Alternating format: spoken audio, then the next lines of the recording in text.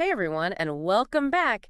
Today we're going to be looking at something that I think is super relevant to pretty much everyone listening. Yeah, Saving strategies for different stages of it's life. so important. Yeah, and so we'll kind of go through the whole lifespan and Absolutely. and see how it should change. Yeah, it's interesting because the strategies definitely change as you go through life, Right. but some of the core principles, Yeah. they stay remarkably consistent. Right. And it's those consistent principles Yeah. that are really going to help you build Yeah. that strong financial foundation. Yeah. I love that. Okay, so let's start out with early adulthood.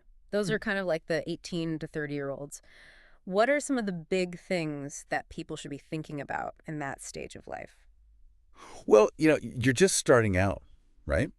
You're maybe fresh out of school. Yeah. Maybe you're still figuring out that career path. Yeah. And a lot of people, I think, haven't really grasped yet Mm. the importance of an emergency fund, Yeah, that's a good one. that safety net for unexpected expenses. Right. And it's alarming how many people would really struggle Yeah. to cover even a small emergency. Yeah.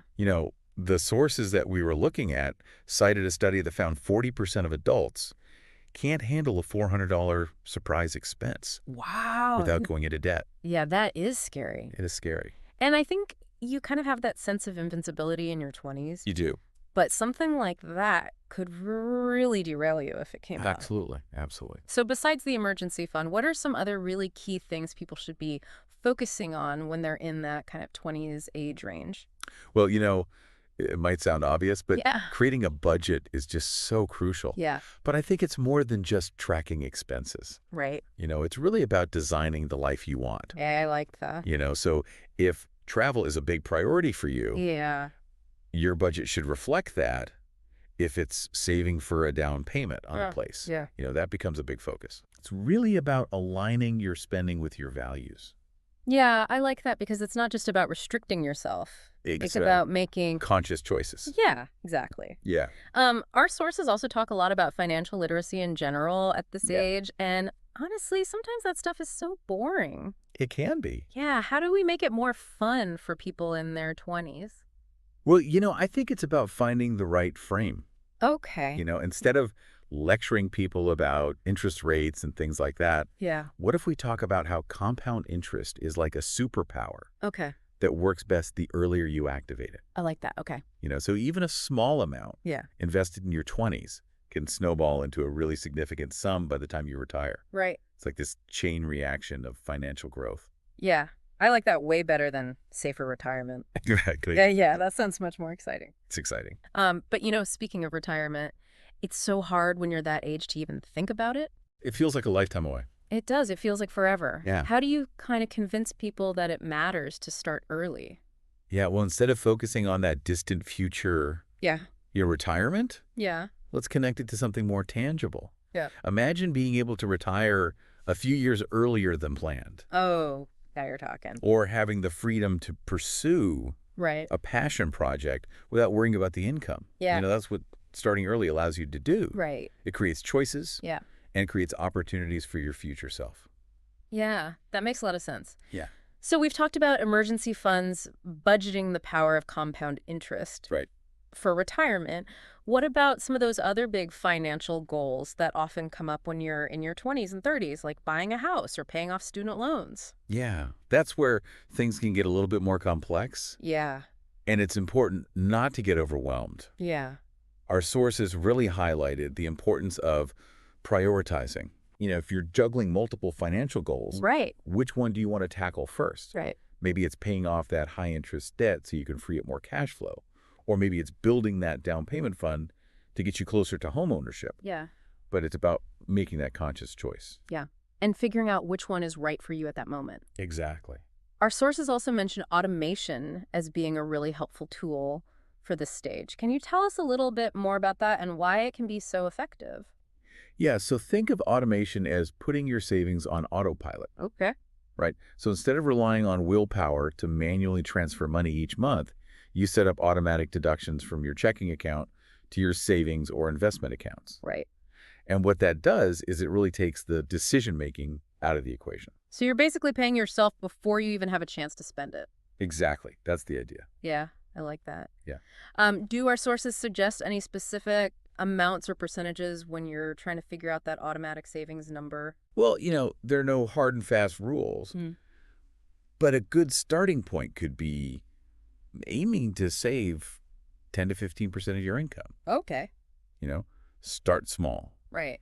and gradually increase that amount as you Yeah. get more comfortable. Yeah, you don't have to do it all at once. You don't have to do it all at It's once. like building a muscle or something. Exactly. Yes, you gotta Start small and gradually increase. work up to it. Yeah. I know when I first started working, I was so focused on like just making ends meet and paying my bills that saving felt like impossible. Right. But even doing a little bit each Yes. month made a huge difference over time. That's the key takeaway here. Yeah. It's not about trying to save a fortune right away. Right. It's really about building those consistent habits that will pay off Yeah. in the long run. Awesome. So we've talked about emergency funds, budgeting the magic of compound interest, Yes. prioritizing goals, automating savings. What about investing? How do you make that less intimidating for somebody that's totally new to it? Absolutely. And our sources suggest starting with low-cost index funds and ETFs. Okay. And these are basically baskets of stocks or bonds Mhm. that track a specific market index. Okay, so we've talked a lot about, kind of getting a handle on your finances in your 20s and 30s. Yeah. But what about when you hit midlife? Midlife. Yeah, what changes then? Well, midlife brings a whole new set of financial challenges and opportunities. Right, yeah, because you're not just thinking about yourself anymore. Exactly. You might have a mortgage. You might have kids, maybe college savings, Yeah. maybe even aging parents that you're helping support. Right. It's a lot to balance. It is a lot. And you're also supposed to be ramping up your retirement savings.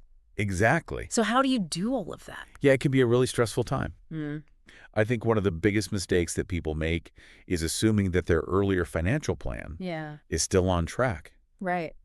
Life changes, goals evolve, Right. and it's really crucial to reassess at this point. So just continuing to do what you were doing may not be the right answer. Might not be enough. Yeah, what if you're behind, though? Yeah. Is it even possible to catch up at that point? It's never too late to course correct. Okay. And this is where those catch-up contributions to retirement accounts Okay. can be a real game changer. So you can actually put in more once you hit a certain age. Exactly. So once you hit 50, you're allowed to contribute more each year to those accounts, Okay. which allows you to kind of accelerate your savings. Okay, so it's like a turbo boost to your Exactly. Think of it as a turbo boost. retirement savings. Yeah. I like it.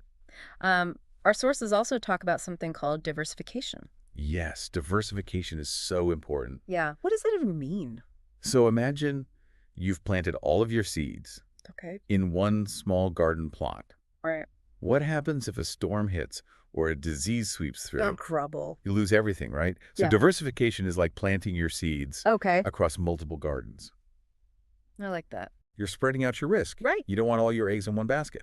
Makes sense. So you're saying spread your investment out Yes, across different things like stocks and bonds, real estate. exactly. And, this is a good time to kind of loop back to that risk tolerance we talked about earlier. Oh, yeah. As you get closer to retirement, your tolerance for risk might decrease. Of course. Yeah. You don't want to lose everything you've been working for. Exactly. You've worked hard to build that nest egg.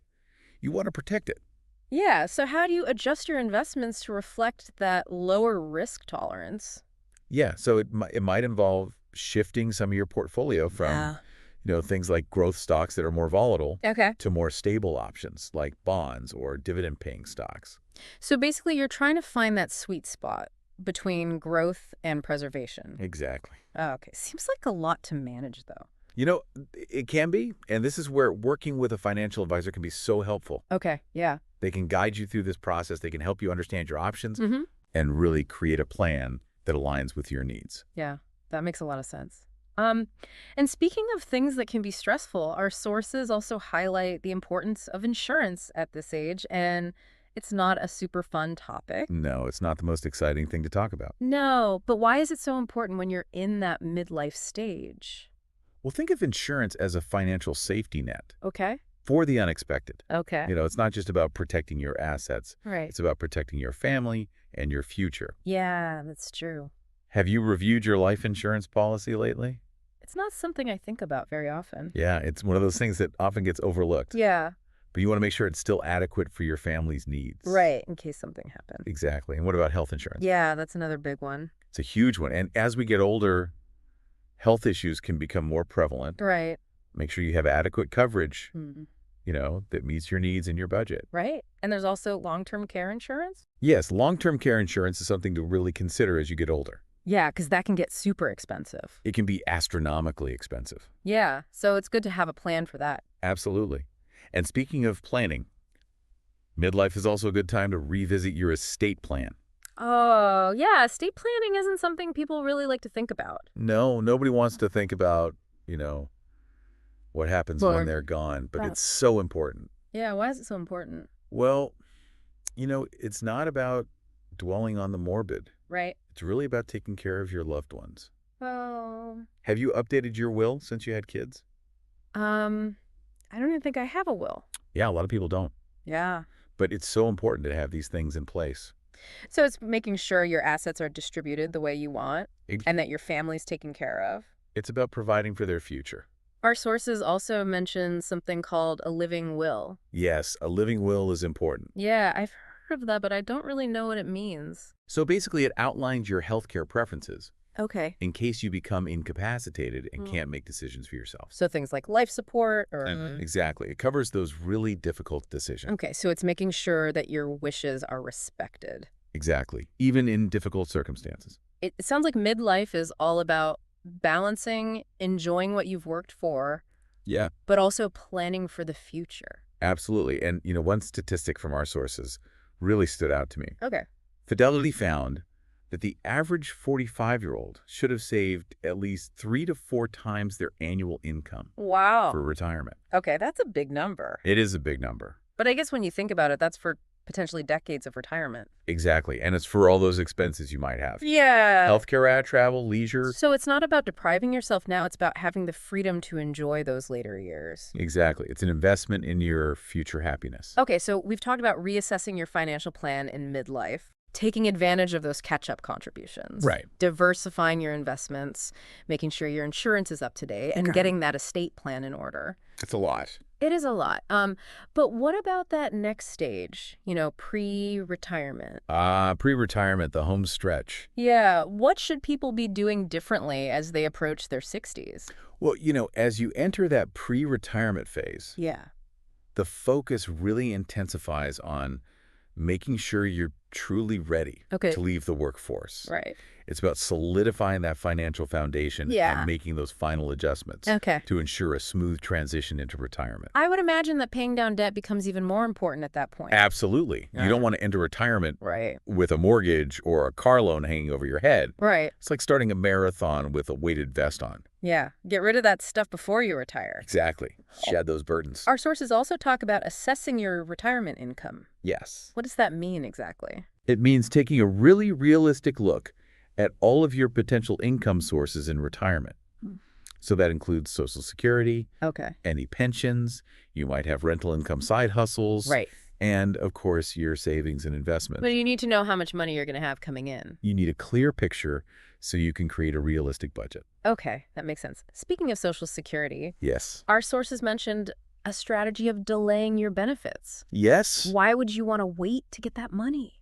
I know it sounds counterintuitive, Yeah. but think of it this way. For each year that you delay those benefits Yeah. past your full retirement age up to age 70, your monthly payments increase by about 8%. Oh, wow. So it's like earning guaranteed interest on your future income. So it's like a bonus for waiting. Exactly. Yeah. A bonus for being patient. That's pretty cool, especially if you don't need the money right away. Exactly. And, those increased payments continue for the rest of your life. Wow, so that could really add up. It can make a significant difference. But what if you do need those funds sooner? Yeah. It really depends on your individual circumstances and your financial situation. Right. There are also strategies for maximizing your benefits if you do need to start collecting earlier, Okay. such as, coordinating with your spouse's benefits or Yeah. exploring spousal benefits. Right, so it seems like there's a lot to think about with Social Security. There are a lot of moving parts. Yeah, and probably worth talking to somebody that really knows what they're doing. Absolutely. Financial advisor can be a great resource. Okay, so we've got debt reduction, figuring out your retirement income, Yes. and making those Social Security decisions. What about investing at this stage? So as retirement gets closer, it's generally wise to gradually shift your investments Okay. towards a more conservative portfolio. So we're talking about less risk. Less risk, exactly. You want to protect those savings. So how do you do that? How do you shift to a less risky approach? One approach is called a glide path. A glide path. A glide path. Okay. So think of it like a gradual descent Okay. from a higher altitude Okay. to a safe landing. Okay. You slowly transition your portfolio over time, reducing your exposure to stocks and increasing your bond holdings. So it's not like a sudden shift. It's more of a, It's a gradual process. yeah, easing into it. Exactly. Okay, our sources also mentioned downsizing as a potential strategy. Yes. Downsizing can be a great option. Okay, so selling your big house. Yeah, if you're in a larger home than you need, Right. downsizing can free up a significant amount of cash. Okay. And you can use that to boost your savings. You can use it to boost your savings, pay off any remaining debt, Right. maybe even fund some travel dreams. Oh, yeah. Yeah. That's a good idea. Turn your home equity into retirement fuel. What if you love your house, though, and you don't want to sell it? Yeah, downsizing doesn't have to be a drastic move. Okay. Maybe it's about relocating to a smaller home in a more affordable area, Right. or even renting out a portion of your current home Okay. to generate some extra income. So there are options. There are always options. Yeah. It's about finding what works for your situation. Exactly. Okay, so we've covered paying down debt, maximizing your Social Security, Yeah. shifting to that more conservative approach with your investments, Right. and potentially downsizing. All about preparation. It sounds like, it's like getting everything lined up. Exactly. It's the final dress rehearsal Okay. before the curtain rises on retirement. All right, so the next act is the retirement years. Yes, the big show. All right, well, I'm ready. Let's dive in. Okay, so we've made it retirement, the final act. We made it. Congratulations if you're here. You've reached this milestone. It's time to relax. Yes, time to enjoy. Enjoy the fruits of your labor. Yeah, finally take that dream vacation you've been putting off. Absolutely. But wait a minute, our sources say that financial planning doesn't stop just because you've retired? You're right. Retirement is not a finish line. Yeah. It's the beginning of a new chapter. So it's not just about like kicking back and spending all your money. Not exactly one of the biggest challenges in retirement. Is figuring out how to make your savings last. Right, because you don't want to run out. You don't want to outlive your money. No, you've worked so hard to get to this point. Exactly. So how do you figure out how much you can safely withdraw each year? Well, there are a lot of factors to consider. Okay. Your life expectancy, your investment returns, your spending habits. Yeah. Our sources talk about the 4% rule. Okay, I've heard of that. Have you heard of that? Yeah? Yeah. So that suggests withdrawing 4% of your retirement savings annually. Okay. It's a good starting point, Okay. but it's not a one-size-fits-all solution. So it's more of a guideline than an actual rule. Exactly.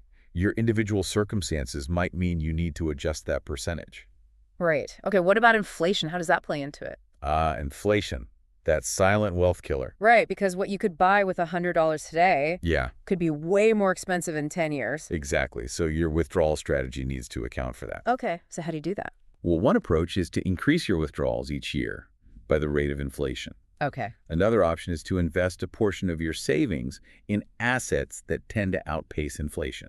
Okay, so things like real estate. Exactly. Real estate, certain types of stocks. Okay, so it sounds like it's important to find that balance between protecting your money, but also making sure it keeps up with inflation. It's a delicate balance. It is. Yeah. And this is another area where a financial advisor can be really helpful. Okay. Yeah, they can help you kind of come up with the right strategy. They can tailor a strategy to your specific needs. Speaking of things that can be expensive in retirement, our sources talk about healthcare costs. Healthcare is a big one. Yeah, I think they said the average retiree spends over $4,000 a year. Yeah. $4,300 annually on out-of-pocket healthcare costs. So that's on top of Medicare. Exactly. And that doesn't even include long-term care, Right, which can be even more. which could be really expensive. So it's something you have to plan for. You have to plan for it. Yeah. Explore options like supplemental health insurance Yeah. or long-term care insurance. So it seems like retirement planning is a lot more than just deciding what you're going to do with your time. It's more than just leisure. Yeah, you still have to be on top of your finances. Stay engaged. Be prepared to adapt. And one area we've talked about before, but that's still important in retirement, is estate planning. Estate planning never goes away. It doesn't. It's important to make sure your wishes are respected Okay. and your loved ones are taken care of. So have you updated your will recently? That's a good question. Have you updated your beneficiary designations? It seems like you should be checking on that pretty regularly. Yeah. Life throws curveballs, It does. so you want to make sure your estate plan is up to date. Did you get remarried? Exactly. Did you have more kids? Right. Did your financial situation change? All those things. Yeah, it's an ongoing process. It's not just a one-time thing. And it's not just about the documents, it's about communication, Okay, so talking to your loved ones. talking to your family, making sure everyone understands your wishes. And that can give you peace of mind. It's about peace of mind. So much good information in this deep dive. We covered a lot of ground, We did from budgeting and emergency funds. all the way to retirement planning and estate planning. And it seems like the main takeaway Yeah. is that while the strategies might change, Yeah, those core principles of saving early, living below your means. setting goals, staying disciplined, Those are the keys, those are the things that stay consistent. no matter what stage of life you're in. Yeah, and it's great to know that we have control, You have the power. yeah, over our finances. You do. It's not about being an expert. No. It's about making those small steps. Small steps lead to big results. Exactly, and it's never too early or too late. Never too late. This start. That's the beauty of it. Yeah. So what does this all mean for you, dear listener? What does financial freedom mean to you? Yeah, what's one step you can take today One step. to move closer to that vision? Maybe it's creating a budget. Yeah. Maybe it's automating your savings. Or just learning a little bit more. Educating yourself. Yeah, about your options. Every journey starts with that first step. That's so true. Thanks for joining us on this deep dive. Thanks for listening. We'll see you next time.